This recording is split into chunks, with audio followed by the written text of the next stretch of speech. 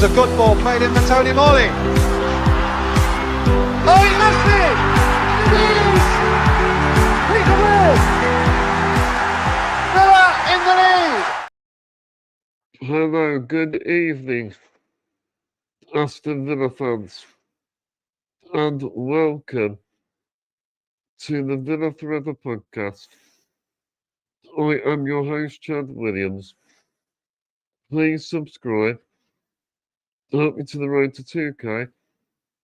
Make sure to give me a follow on all socials. And follow Spotify, Apple and Amazon Music. Let's spread awareness of Duchenne muscular dystrophy. On this evening's very special interview episode, I'm joined by my special guest, Ian Taylor, who is a former Aston Villa midfielder, Aston Villa legend, pundit, and club ambassador. He spent 15 years in his Premier League and league career, scoring 103 goals in 577 league appearances. For Aston Villa, he scored 42 goals and made 233 appearances. He scored in the 1996 League Cup final. He played for Villa for 9 years, from 1994 to 2003. Today, Ian is still heavily involved with the football club. He's been an ambassador since 2011, and on European games and away games, he's known for getting involved with fans partying and celebrating, and he has scored some very important goals for Villa as well. There's only one Ian Taylor. One Ian Taylor. There's only one Ian Taylor. Friends of the show, Ian, how are you? I'm good, Chad. I'm good. That's some build-up, that is, by the way. Oh, cheers. Done your research. Picture of the screen. Thank you. Done your research. I like it. Yeah, that was the Witting Arms of the week, wasn't it? Well, the pleasure to meet you, Ian. Oh, it's It fantastic. was a great mate. night. We great special guests. Yeah, it was a good night. And really good to meet you, pal. Yeah, I really appreciate that you came over to me. And you met my mum and my carer as well. Oh yeah, I met everybody, didn't I, mate? Met everybody, which was nice. But no, I do my best to say hello to everybody, and I've ended up sort of knowing half the fan base, to be fair. You spot the same faces when we go away and at games and at home games, see them everywhere. So just got to know everybody. Well, Ian, we'll get into the interview then. Yeah. So what was it like for you growing up in Birmingham? And what was football? Was football part of your life from an early age? Do you know, Chad? Yeah, growing up in Birmingham, I grew up in. I was born in Handsworth, but I lived all over Birmingham. Just was brought up with by my mum and two brothers, and I lived in Yardley, Borsley Green, Sheldon, and I've lived in the Black Country growing up. I've lived everywhere. I was a bit of a gypsy when I was growing up, to be fair, but yeah, it was one of those where I didn't have a footballing family, well, parents anyway. So I literally had to pick a team in the Midlands, and I ended up picking Villa. And there's only a few people that know that I did go to Birmingham a few times, and I went to Villa a few times, but I chose. And you chose Villa, luckily. Yeah, luckily, mate. I just fell in love with the place when I came down, and it was the years of, you know, Tony Morley and Gary Shaw and Gordon Cowans, and that's what made me fall in love with Villa. You're Aston Villa, I think. They say it chooses you. Yep, that is correct. Does it? I mean, obviously, like in them days, in them times, you would actually like watch other teams. Well, no, you would stick to one club. Years ago, with your mates, you'd go and watch Aston Villa, then Blues, or whatever week. But that's that's what happened. Yeah, in those days you could go in at half time for free, or you know, midway through the second half, and we used to catch the last half an hour or what. And like I said, I just went down Villa, and we carried on doing it. That was the days before I started playing anyway, because I was playing kids football then, and never having the dream of being a professional footballer, but just playing to enjoy it, playing down the local park, and then started playing for some of the local teams. And it's funny because I still see some of the lads that I used to play with when I was a kid, because I'm still in the area. And do you keep in touch with it?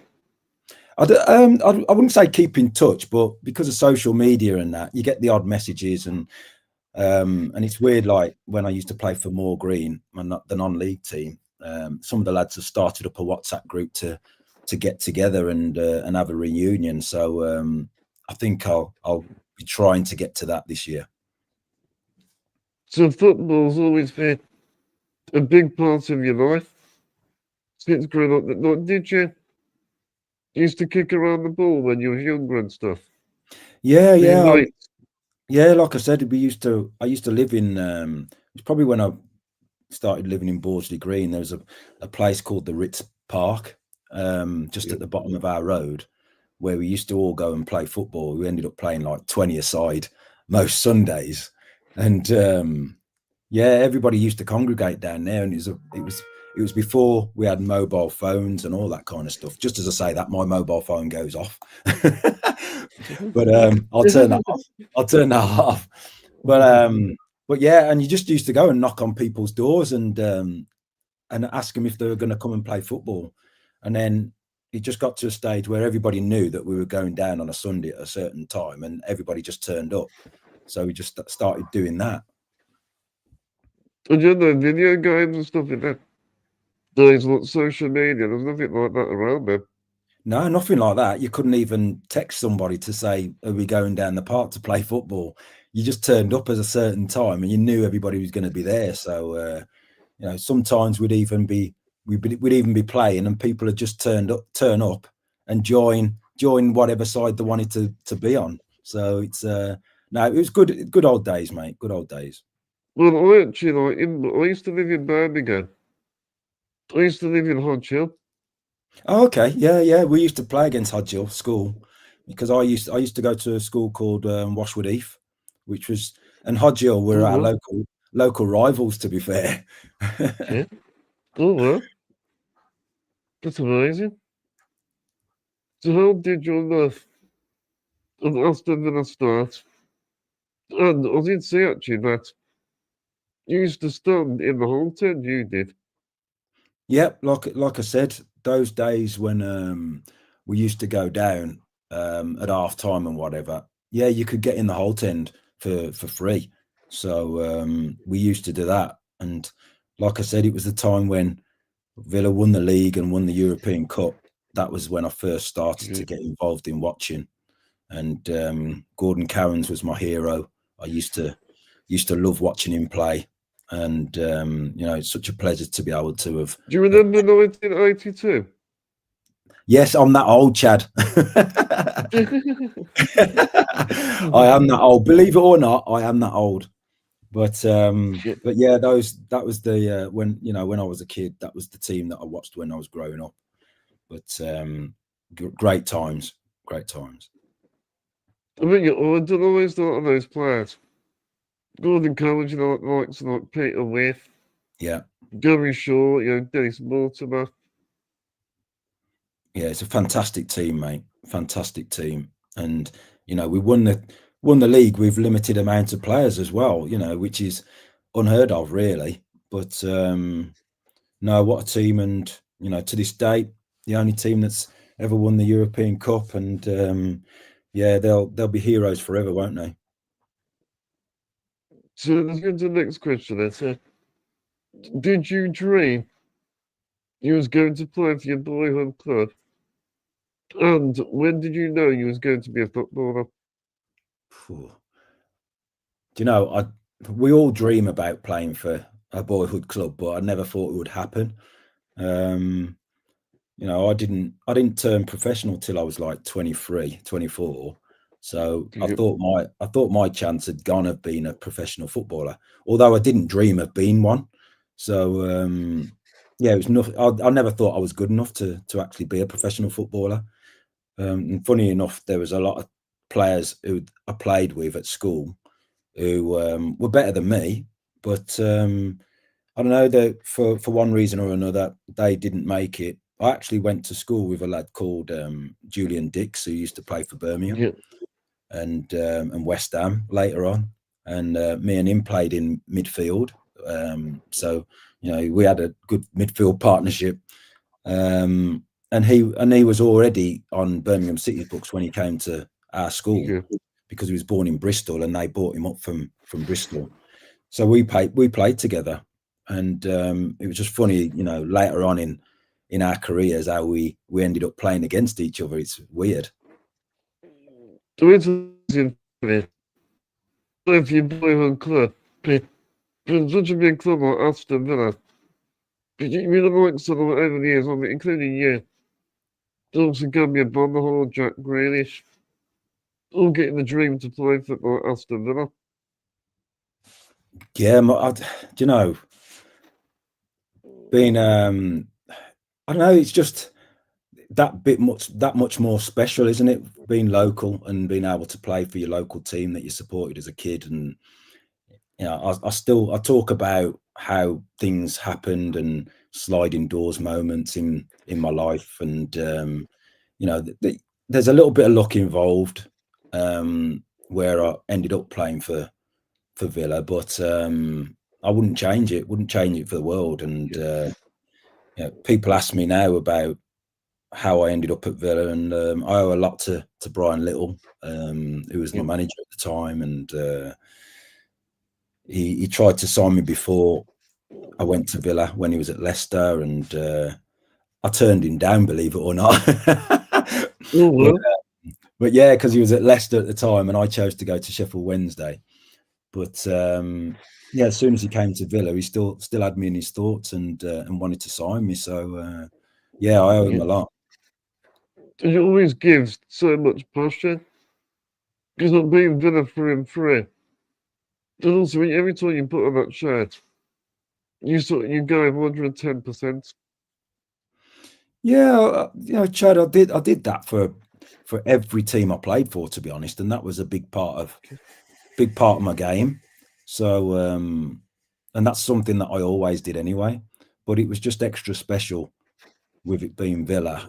And you ask anybody who plays for the local club there, you give that little bit more, don't you? And it's just that bit more special, especially when you've got your family and friends and everybody there watching you. So yeah, it's just that little bit more special. You must be very proud that your family and you must be very proud. Yeah, definitely, because when you've not only played for your boyhood club, but actually achieved things and created memories for fans. I think I mentioned it on that night in Witton about it's all about making memories for fans, isn't it? And years later, fans still talking about particular games and the way you played and everything and results, and that's what it's all about, isn't it? Yeah. So watching football when you was younger, who did you watch on TV? I know you previously mentioned it, but who did you look up to mostly? Yeah, like I said, Gordon Cowans was one of my favourite players, just because he wasn't the biggest in the world, but he loved the tackle, but he was quite silky and skillful as well. he was a great all-round midfielder, and probably should have played more for England as well. But he was just somebody that I looked up to because he could do everything, and as a midfield player, and I loved watching him. Yeah, he was a special player. Also, years later, then he did some coaching roles there as well. Yeah. I was lucky enough for him to be briefly a coach as well when I was playing. So yeah, I got had the advantage of listening to him as well. So that was great. After I picked my jaw up from seeing him being a coach for me, and that was brilliant. Yeah. So talk to me about your memories from your time at your previous clubs, including Moor Green, Port Vale, and Sheffield Wednesday.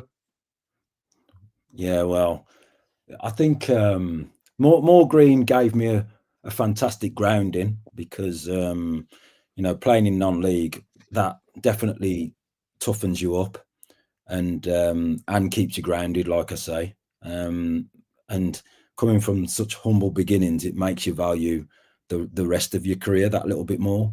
And I played with some great lads that I still, like I said, that I still see now and again. Even lads that I played against, you remember each other, and you bump into people now who used to play against you, and they have massive respect for what you've done. So on that side, that's really good as well.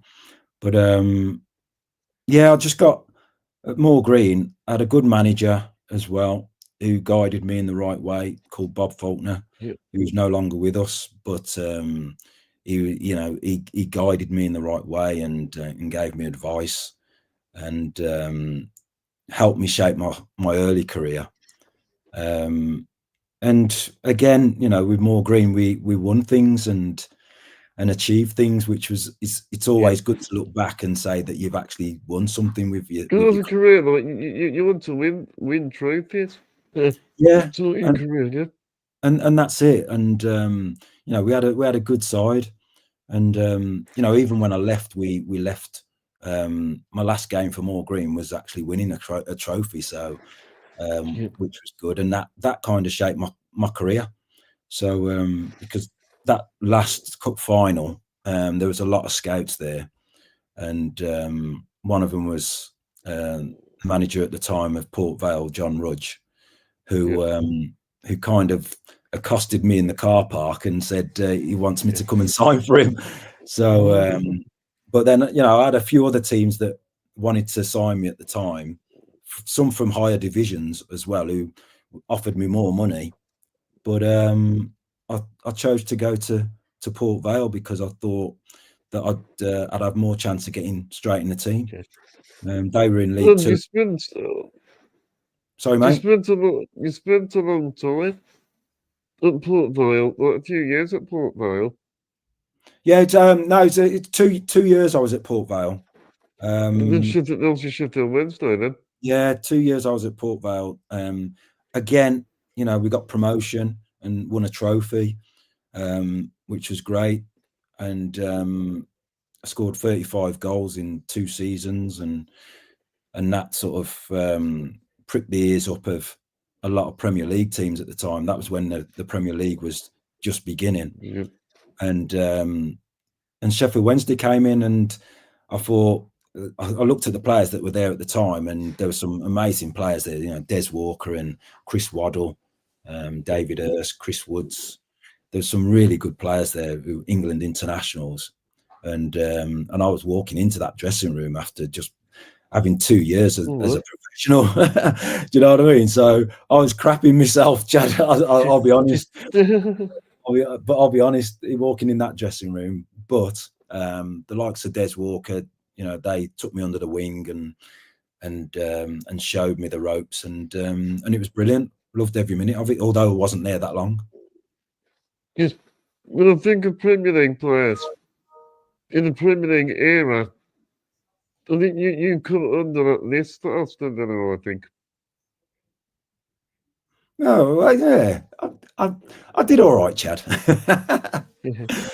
I did all right, but no, like I said, I wasn't at Sheffield Wednesday that long, and it didn't really work out for me there because I was being played out of position, and then Brian Little came in because he'd come to the club and he remembered me from before and wanted to sign me straight away. So, you know, there was no hesitation then, Chad. I just said, I'm off. Where do I sign? So how did your transfer to Aston Villa happen? And how did you fail to sign for Aston Villa? Oh, I was over the moon, mate. It was the best thing that ever happened to me. Like I said, as soon as my agent told me that Villa had come in, I just I didn't worry about how much the money was or anything. I just It was wanted a no-brainer. yeah, it was a no-brainer. And I was like, where do I sign? And get me there now kind of thing. And Guy Whittingham, who was at Villa at the time, was a striker. He went to Sheffield Wednesday because they needed Was it a swap? Yeah, it was a swap and some money as well. But yeah, that's the way it happened. They needed a striker. Brian wanted to sign me, so Guy Whittingham was the bit in the middle. That's a good thing. It was a million transfer fee, I think. But yeah, it's yeah. add-ons on it, I think, as well, I think. Yeah, I'm yet to see those add-ons yet, Chad. But no, I was, like I said, I wasn't worried about those. But yeah, it's £1 million doesn't sound a lot these days, does it? But oh no, compared to what the things are on now. Yeah. It is. With the price tags. Yeah, it's ridiculous, really, isn't it? But it's the way the game is at the moment. Yeah. So what was your relationship like with Brian Little? And how did it feel not only winning the 96 League Cup final, but in scoring in it as well? You know, Chad, it couldn't. The way it happened so quickly as well, because it was literally the second season I was at Villa. Firstly, you know, Brian was brilliant coming in for me and signing me, but I was thinking at the time, a lot of Villa fans were thinking, who the hell's he seeing Taylor? Do you know what I mean? So I was a bit nervous because nobody knew anything about me, and I'd literally come out of non-league like 2.5 years before, so or 2 years before, to be fair, and I was actually watching the '94 final against Man United, as a Port Vale player. That's incredible. I know, the year before, which is crazy, and then I'm playing in the same final the next year, and it's nuts, really. It's meant to be. I think things happen to a reason. Oh, I know, yeah, I know. But to score in it as well, and to be so dominant in the final, like I said earlier about memories, people who were at that game still talk to me about it now, and it's you know, something to be proud of, and I'm dead proud that I was able to do something like that. Well, it was a beautiful goal that you scored. It was on the volley. And what was going Chad, through it was your all mind? right. It was all right. It was slightly off my shin, I must say. And it was my left foot swinger. But it's one of those when it's coming out of the sky and it's coming towards you. And I just had the confidence to hit it first time with my left foot, which for a cup final, to do something like that, yeah, it takes a bit of bottle, but I just went for it. And luckily it nestled in the bottom left-hand corner. So yeah, I was away and celebrating. And some top players, including Paul McGrath, the likes of Dwight York, Mark Bosnich, and Draper. Against certainly top players in that team.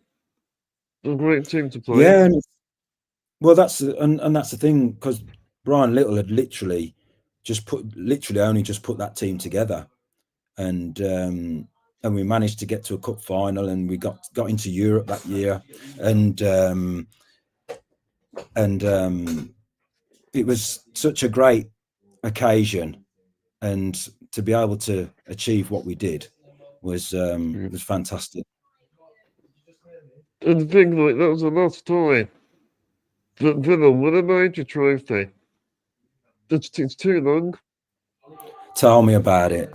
Tell me about it. One sec, mate.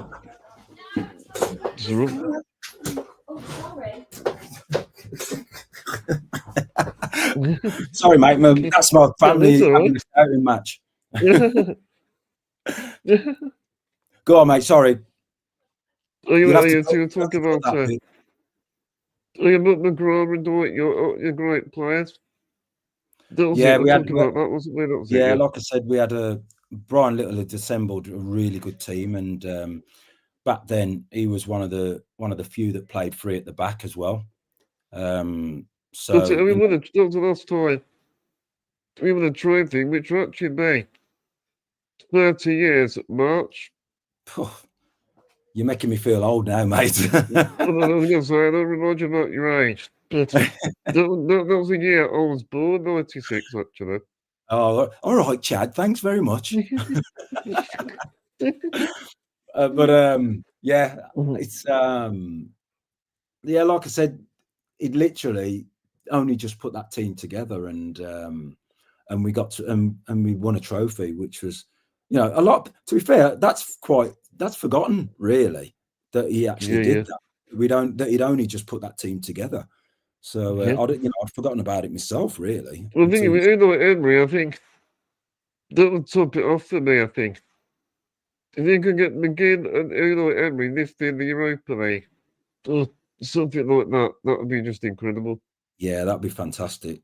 I think he's assembled a really good team, and I think we had a little bit of a hangover at the start of the season, but we're getting things together now. I think there's a little bit of disappointment about not getting into the Champions League again last season, and the games that we lost towards the end of the season as well. The Palace game and the United game, I think we had hangovers from them as well. Not just as a team, but I think as a fan base as well. So, but I think it's a real good momentum, I think. Yeah, and I think we're over that now. I think, well, hopefully, touch wood, and hopefully now we can push on. And in the last few weeks we've done okay. So let's see where we can end up this season. Well, let's get to the next talking point now. So, as a player, what was it like playing in European nights? Oh, it's amazing. I think anybody knows, as a fan, what European nights are like at Villa Park under the lights. There's no better atmosphere for me. Played in some amazing games in Europe for Villa, and there's a couple that stand out. There's Steaua Bucharest that I played in and scored, and there's Atletico Madrid game. You scored in that game? Yeah, I had a great run of scoring in the European games, and yeah, they were quite good for me, especially the ones at Villa Park, and just loved playing in them. Loved playing in them. It's special because I was lucky enough actually to go to Champions League nights at Villa Park. And I mean, there's some great memories there, including some Bayern Munich, PSG. Yeah. The memories, and I thought that's what you want as well. It gives you fans memories. Exactly, and that's what I've said before, isn't it? And you remember those games, and you tell your grandkids about those games and your kids, and the games you remember. It's a shame, really, because like now a lot's put on where you're finishing in the league and whatnot, and a lot of the time you don't remember where you finish in the league. You remember particular games, don't you, and particular nights, and people still talk about some of those European nights that I played in, and it was just great to be part of. Because after Atletico Madrid game, scored the equaliser. Was it Stone Collymore? He got the winner. Dan Collymore scored an unbelievable goal against Atletico Madrid. I mean, we went out on away goals that night, and but the atmosphere, Chad, was one of the best that I've ever been at. But it was. Played in, sorry. But when Stan scored that goal, the roof came off the place, and it was unbelievable. And we played in some brilliant games in Europe. But the memory of Stan sticking that ball in the top corner against Atletico was something else. I don't even know what time guys at Villa Park. It was Europe at night time, but always extra special, I think. Yeah, for some reason the atmosphere was just unreal. Don't know whether it's because most of the fans were tanked up during the day or what, but yeah, it's brilliant. Honestly, it was so special to play in, and now to, like you say, some of those games last season, Bayern Munich was the PSG game. They're unbelievable and fantastic atmospheres, and we want to see more of those. So, what are your memories of John Gregory and losing in the FA Cup final against Chelsea? Do you have to bring that up, Chad?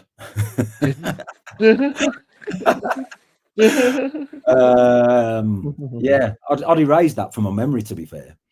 Do you know, it was a little bit like the Palace game where we lost, and you know, where we knew we had a good side, we were good enough to win the FA Cup, but we just didn't turn up on the day. Was it Di Matteo, was it? Yeah, Di Matteo. I remember it. It was a free kick, come over. David James went to catch it, dropped it, and Di Matteo just put it in. And it was one of the worst FA Cup finals ever. But like that competition since 1957. I know, and like you said earlier, it's about time that changed. The cup competitions, you know, down the years, we've done well with the FA Cup, but it's like you say, it's way back then, isn't it? So it's about time that we did something in some of the cup competitions. So hopefully, you know, we can do something this year. So, what is your favourite goal you have scored, and what is your proudest moment playing for Aston Villa? They come. Yeah, there's one answer for both of those questions, and that is my first game at Villa Park, where I managed to score in front of the Holt End on my home debut. We beat Chelsea 3-0, and putting that claret and blue shirt on for the first time at Villa Park and scoring and winning with all my family and friends there was you couldn't have written it any better. Honestly, it was brilliant, and that will be my proudest moment for sure. The first game is always what you remember, but scoring it makes it you made it even better. Yeah, it's unforgettable. I mean, the very first game was Arsenal away. You know, if you remember that nice red and green and black striped kit with Muller on the front, that old school kit. That was my first shirt that I wore away at Highbury. What's your old shirt? What was that, mate? I like the retro shirts. Yeah, a lot of people wear them now. And I think it's great that they're still selling them, really, because a lot of people do buy them. So, because they've got memories of where they were when those shirts were being worn, don't they? And particular games. So, I think it's great that they got the retro shirts being sold. But shirt, but I always remember you. Memories of you. I always remember you wearing the old DV Van shirt. Yeah. Remember that one? Was it Rover? One of them was Rover, I think, as well. Yeah, Rove. LDV. Eudora, that's it. Yeah. That was around sort of late 80s, when late 90s. late 90s, Yeah. when you were about 2. But yeah. But no, So, yeah, great memories, really good memories. what was Graham Taylor like?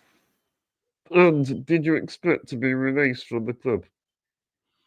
Graham Taylor was great because at that stage I started to pick up little niggly injuries, and it was one of those, whenever I was fit, he played me because he liked my kind of player. But I just wasn't consistently fit.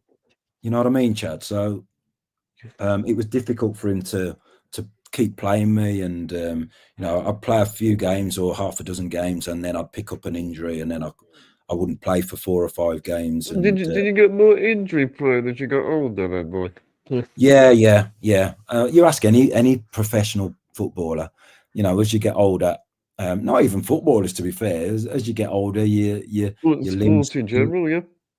yeah, your body starts letting you down, and yeah, it was frustrating for myself because I think when Graham Taylor got there, I was 32, 33. Okay. So yeah, I Yeah. was in the latter stages of my career, which didn't help. But and you kind of know when you get to that age that your days are numbered. So especially when I was picking up injuries, because they just couldn't rely on me. So yeah, it was one of those where I knew it was kind of coming, but it was still horrible to get those words and say, we're not renewing your contract. Did you wish that you could have stayed longer at Aston Villa? Oh yeah, Do you think it? Or do you think it's the right time? yeah. To be fair, you wish that you could stay, but your heart saying that you want to stay, but your head saying that it is time to go.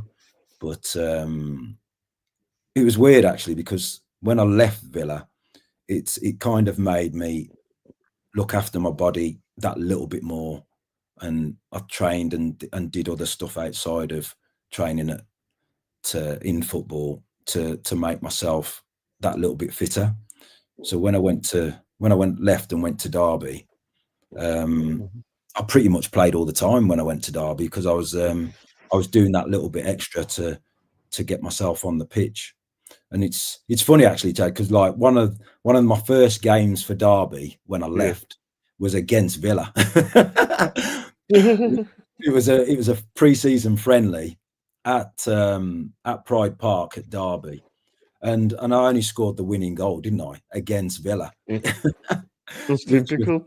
Which was weird. And I had both sets of fans singing my name, which was weird to hear, but it was really nice at the same time. The thing is, you can go up with your head high, but you not look at your career. Look, you did what you could. You got there. Yeah, mate, honestly, I was dead proud of my career, dead proud of what I achieved, not just at Villa, but at all the clubs that I've been at. All clubs, yeah. Yeah, even when I went to Northampton at the end of my career, Colin Calderwood, who I'd played with at Villa, he was manager at Northampton, and I was gonna retire when I went after I finished at Derby, because I had 2 years at Derby. But he persuaded me to go and play for Northampton when I was 30. Did they get promoted, did they, or something? That's right. I was 35 when I went there, and he persuaded me to go, and he said, "Look, we just need that little bit of experience." And I went there, and like you say, we got promoted, which was brilliant at the end of my career. So, like I say, I've got a special affinity with pretty much all the fans of the clubs where I've been. So I was captain at Derby as well, and which was great. Played with the likes of Tom Huddleston in midfield, who was he was 16 when he made his debut. I was nearly twice his age. Nearly twice his age, and we were playing in midfield.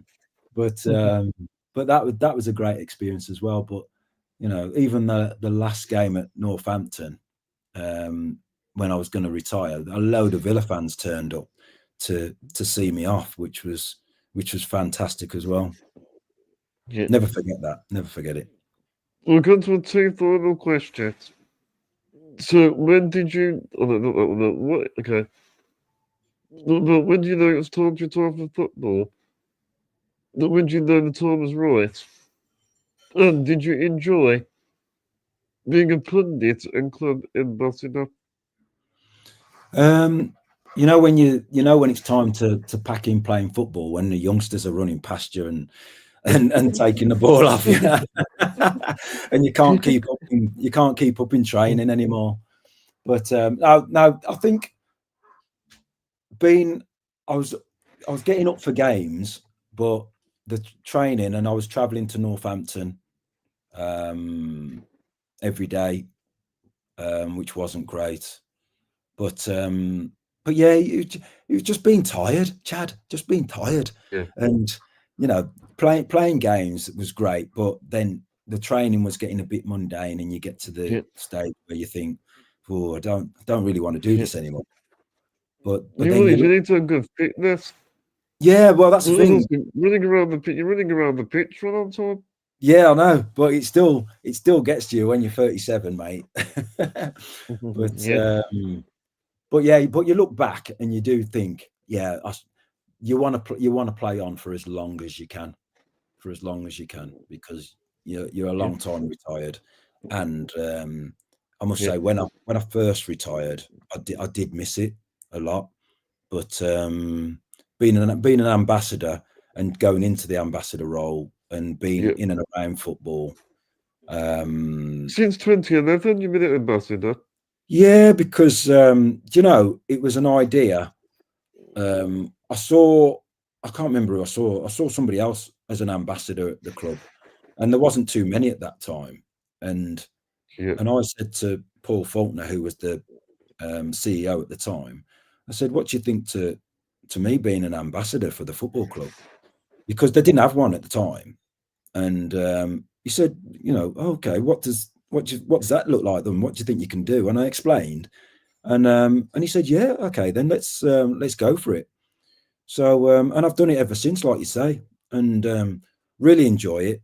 Really love. It's nice that you got like a real special connection with the football club and the fans, which is nice. Yeah, because I try and keep that balance, and you've got to be able to balance the two things, really. And hopefully, I've been able to do that. Been able to represent the club home and away, and get the old shirt and tie on, mate. Which is You'll see what you get up. I can see what you get up to. Some of the European away guys. Yeah, that's I get roped into. Mate, I get roped into all that. I get roped into all that by the likes of you. I actually like a good drink as well. Yeah, do you know it's mad because a lot of the time I've just been with my mates, and there's a few occasions when I've gone not even representing the football club, but as soon as I walk in somewhere, everybody starts singing "Taylor, Taylor, give us a song." And as soon as I do, all the phones are out and it gets everywhere, doesn't it? So, but it's good fun, mate. And the fans love it. And it adds to the away trips and stuff. And it's gone down really well. And that's what you want, really. Because even as a fan, do you follow your team or everywhere? Like, so not just the player, then as a fan as well? Yeah, because like I say, I'm a fan, mate, and I've got loads of mates that are fans, and we love going to the games together. Even the home games. We've got a little minibus that takes us all to the games from our village, and we all go as mates. So I obviously have my role on match days, and I leave them for a bit and then see them after. Do you know what I mean? And it's and it all fits in quite nicely. So, I really enjoy it, and I love doing it. Love that connection with the fans. And, you're a party animal? I'm not a party animal, Chad. I'm not. Those days are gone. Those days are gone, mate. A lot of what you see is just a little snapshot. Also, Ian, as well. Do you be the pundits on TNT on Sky Sports? What's pundit work like? Do you know, I love it. I love yeah, it's I do enjoy it. I do enjoy working on the channels that I've done before. I do a lot for Villa TV as well, and do a lot of commentary on that. So yeah, I really enjoy it. Like I said, it's still been involved and part of the football club and part of You do football. And the Europa League coverage? yeah, I've been doing that. I did a lot, did nearly all of the Champions League games last season, which was brilliant. Lost my voice on a lot of them, but that was really enjoyable, mate, being part of that. But no, I really enjoy it, and hopefully the people that listen to it can enjoy it as well. So we've gone to a final question. So what is your thoughts on Unai Emery? And what do you expect for the Liverpool game? Well, Unai Emery, I think he's one of the best managers on the planet. He's done an amazing job. I agree. Amazing job at the football club since he's come in. We couldn't have asked for a better manager after what happened with Steven Gerrard. I think the owners have got to take a lot of credit as well, because they just went out there and wanted to get the best. And at the time, Unai Emery was the best available. So I think that was a masterstroke getting him in. There's nobody else better out there, I don't think. Not right now. Not right now. When you look at the top managers out there, there's not many. And I think to do what he's done in such a short space of time and get us into the Champions League at the time was unbelievable, because I don't think anybody else could have done it, really. But he's done a great job, but I don't think the job's finished. I think we're only part of the way through it, and there's still more to come for this Villa. Yeah, that's what I was going to say. There's still a lot more to come, and I think there's still more of the ride to go on, mate. Definitely. And as far as Liverpool goes, I think it might be a good time to play them, to be honest, because they're not great. Because they're in real poor form, aren't you? I saw. Yeah, they lost to Crystal Palace. Yeah, I saw that they're game. In poor form, but they got 6. Yeah, they're in poor form, but you still can't be complacent about it. No, you can't. It is going to be at Anfield. They will be under pressure, no doubt about it. They want a reaction, don't they? Liverpool want a reaction. Yeah, I mean, albeit that they played a reserve team or a shadow side against Crystal Palace, but they're at home. They're going to be under pressure. They've lost how many games in a short space of time. Yeah. So I think we can go there and frustrate the crowd and maybe sneak a win. So I wouldn't play what we did. I wouldn't put it go against us.